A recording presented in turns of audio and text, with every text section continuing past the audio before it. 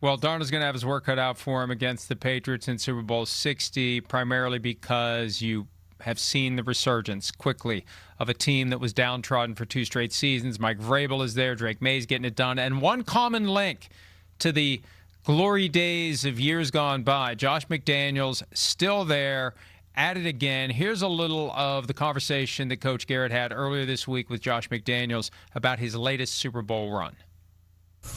Biggest thing you've learned from being on all these great Super Bowl teams? This will be the hardest game that we've played all year, and it will be the best opponent. It always ends up that way. You can look at the film, you can study it, you can see things that you think, you know what, we might be able to attack this or that.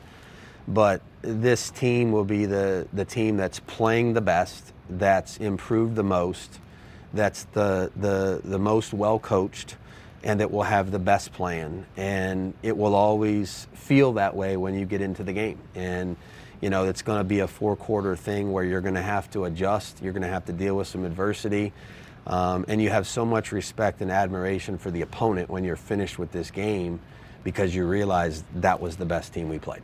Could you ever have imagined when you were that 4-year-old kid, the shadow of the Hall of Fame, next to your dad's practices, that you'd be coaching in your 10th Super Bowl before the age of 50? Yeah, no, there's no way I could have imagined that.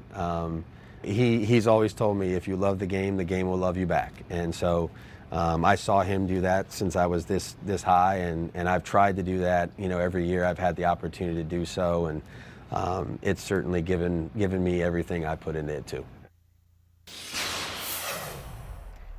The Patriots have benefited tremendously from the fact that he's had 2 failed head coaching stints. Without that Raiders thing from earlier this decade, he's gone the day after the Super Bowl. He's gone. It's amazing that his name hasn't even come up. I don't get it. I understand it didn't go well in Denver. That was 16 years ago. And the Raiders are the Raiders. And I think that was doomed from the get-go, especially because they didn't let him get the quarterback he wanted. I really am amazed with what they've done this year that he hasn't been injected into the conversation.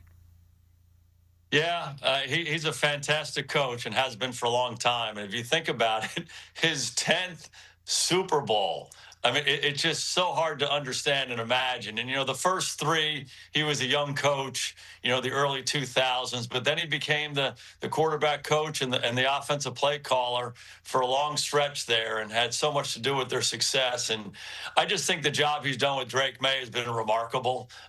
You know, talking about quarterbacks playing at a high level and how hard it is to get a guy to that place that early in their career. And, you know, we talked about it all year long as we watched these games. He just played at such a mature level. And for him to get there has a lot to do with what Josh has done in the environment he's created.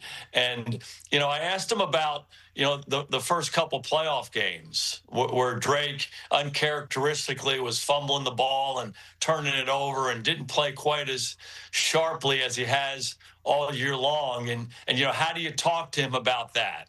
How do you talk to him about continuing to be aggressive and letting it rip, but also understanding when you go to Denver in the AFC Championship game, you got to take care of the football. And he just has such a balanced way about him. He says, certainly we coach him on it. We work on things. But, you know, so many of those lessons that you learn as a quarterback come through experience. And, you know, he trusted Drake enough to know that, hey, you can't do this. I'm not going to overcoach you in these situations. And it wasn't perfect when they played Denver, but it was a lot better. And now they're playing in the Super Bowl. And Josh McDaniels has so much to do with it. Hi, it's Mike Florio. Thanks for watching PFT on YouTube. Hit subscribe for the latest news and analysis from Pro Football Talk.